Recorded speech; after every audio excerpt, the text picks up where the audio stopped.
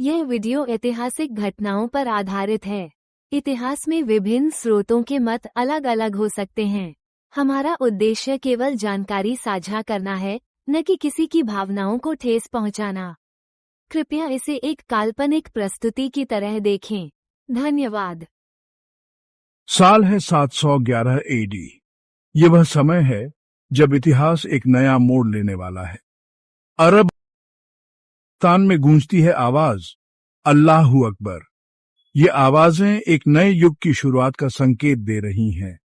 एक नई ताकत का उदय हुआ है। यह ताकत है उमैयद खिलाफत, जो अपने धर्म और महत्वाकांक्षा से प्रेरित होकर आगे बढ़ रही है। उमैयद खिलाफत धर्म और महत्वाकांक्षा से प्रेरित अपनी पहुंच बढ़ा रही है।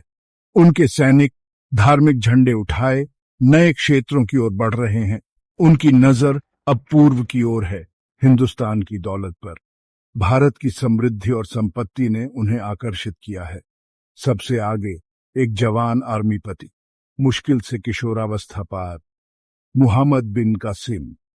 उसकी आंखों में एक चमक और दिल में एक जुनून है। उसका मकसद सिंध को जीतना। सिंध की भूमि पर कदम रखते ही उसने अपने सैनिकों को विजय की ओर प्रेरित किया। उसका हथियार खिलाफत की ताकत। उसके सैनिक तलवारें उठाए खिलाफत के बैनर तले लड़ने को तैयार थे। उसकी विरासत इतिहास में एक महत्वपूर्ण मोड़। उसकी विजय ने इतिहास के पन्नों में एक नया अध्याय जोड़ा। लेकिन कौन था ये योद्धा जो इस्लाम को भारत के तट पर लाया? उसकी कहानी, उसकी वीरता और उसकी रणनीति ने इतिहास को बदल दिया। मोहम्मद बिन कासिम एक योद्धा परिवार में पैदा हुआ। वो खिलाफत के साए में पला बढ़ा, युद्ध कला में माहिर हुआ। उसका चाचा हज्जाज बिन यूसुफ इराक का गवर्नर था, एक निर्दयी विजेता। हज्जाज के संरक्षण में कासिम ने अपने हुनर को निखारा। वह एक कुशल रणनीतिकार, एक निडर योद्धा, एक धर्मनिष्ठ मुसलमान बन गया। वो हज्जाज का दाहिना हाथ था, उसके हुक्म पर वार करने को तैयार। इंतजार था तो बस भारत का। समुद्र जो कभी व्यापार का पुल हुआ करते थे, अब संघर्ष से अशांत थे। खजानों से लदे अरब व्यापारिक जहाजों को सिंध के तट के पास लूटा गया।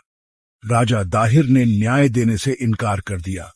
खिलाफत का अपमान इतना बड़ा था कि नजरअंदाज नहीं किया जा सकता था। हज्जाज ने बदला मांगा। उसे एक तेज निर्णायक जीत की जरूरत थी। उसने अपने भतीजे, युवा और महत्वाकांक्षी कासिम को आगे बढ़ने के लिए चुना। तैयारी हो चुकी थी सभ्यताओं के टकराव की। कासिम की सेना रेगिस्तान पार करती हुई आगे बढ़ी। उनका लक्ष्य देबल, सिंधु नदी के मुहाने पर बसा एक बंदरगाह शहर। शहर की दीवारें, जिन्हें कभी अभेद्य माना जाता था, अरब गुलेलों के लगातार हमले के आगे ढह गईं। रक्षकों ने बहादुरी से मुकाबला किया, लेकिन वे अनुशासित अरब सैनिकों के आगे टिक नहीं सके।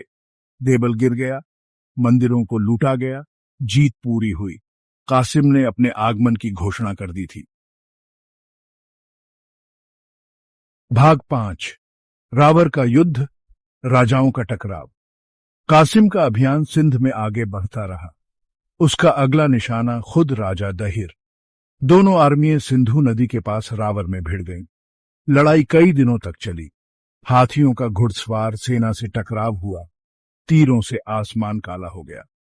दाहिर, एक बहादुर योद्धा राजा, डटकर लड़े, लेकिन भाग्य ने उनका साथ छोड़ दिया। वे युद्ध में वीरगति को प्राप्त हुए। एक योद्धा राजा को मिली योद्धा की मौत। भाग 6, सिंध का पतन। दाहिर की हार के साथ सिंध आक्रमणकारियों के लिए खुल गया। एक के बाद एक शहर कासिम की अजेय सेना के आगे गिरते गए।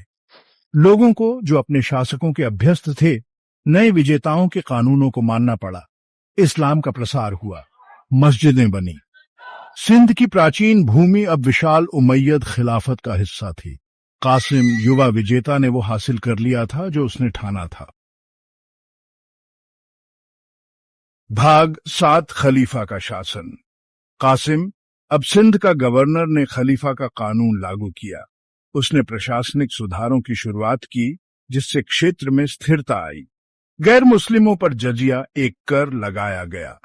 यह कर धार्मिक सहिष्णुता के बदले में लिया जाता था, जिससे उन्हें अपनी आस्था का पालन करने की स्वतंत्रता मिलती थी। मंदिरों को तोड़ा गया, उनकी जगह मस्जिदें बनाई गईं। यह धार्मिक और सांस्कृतिक परिवर्तन का प्रतीक था, जो उस समय की राजनीति और समाज को दर्शाता था। अरबी प्रशासन की भाषा बन गई। इसने प्रशासनिक कार्यों को सुव्यवस्थित किया और एकीकृत संचार प्रणाली की नींव रखी। फिर भी कासिम पूरी तरह से आग और तलवार वाला नहीं था। उसने अपनी सैन्य शक्ति का उपयोग केवल आवश्यकतानुसार किया और अधिकतर समय शांति और विकास पर ध्यान केंद्रित किया। वह अपने न्याय, अपनी निष्पक्षता के लिए जाना जाता था, यहां तक कि उन लोगों के लिए भी जिन्हें उसने जीता था। उसने सभी के साथ समान व्यवहार किया और न्यायपालिका को मजबूत किया। उसने सिंचाई नहरों की मरम्मत करवाई, व्यापार को प्रोत्साहित किया और देश में शांति लाई। इन सुधारों ने कृषि उत्पादन को बढ़ावा दिया और आर्थिक समृद्धि लाई। लेकिन उसका समय समाप्त हो रहा था। कासिम के शासन का अंत निकट था और उसके द्वारा किए गए सुधारों का प्रभाव आने वाले वर्षों में भी महसूस किया गया। भाग 8, एक रहस्यमय अंत। खिलाफत की राजधानी दमिश्क में खबर पहुंची, कासिम सिंध का हीरो मारा गया था। उसकी मौत के हालात रहस्य में डूबे हुए हैं। कुछ लोग कहते हैं कि उसे धोखा दिया गया था, झूठे आरोपों में फांसी दे दी गई थी। दूसरों का कहना है कि वह अपनी जीत की रक्षा करते हुए एक हीरो की मौत मरा। सच्चाई जो भी हो, उसका अंत अचानक हुआ, उसके जीवन की तरह ही नाटकीय। वह सिर्फ 20 साल का था।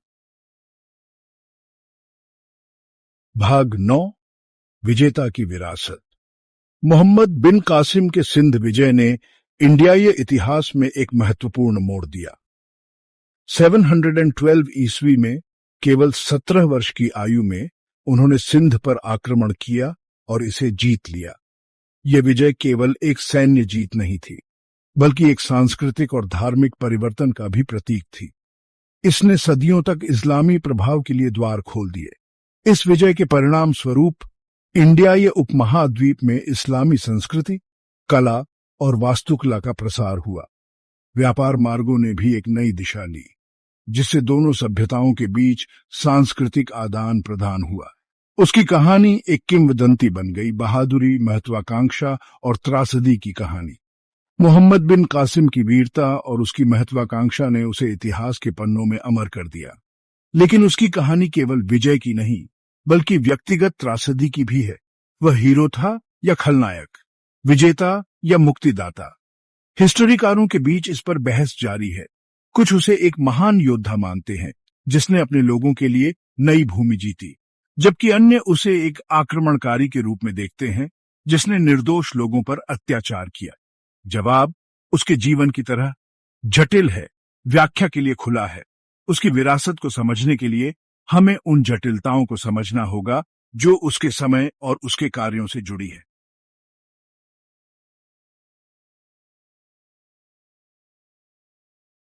एक बात तय है, उसका नाम इतिहास के पन्नों में दर्ज है, महत्वाकांक्षा की स्थायी शक्ति और भाग्य के स्थायी रहस्य का प्रमाण। उसकी कहानी हमें यह सिखाती है कि इतिहास केवल घटनाओं का संग्रह नहीं है, बल्कि उन घटनाओं के पीछे की कहानियों और उनके प्रभावों का भी अध्ययन है।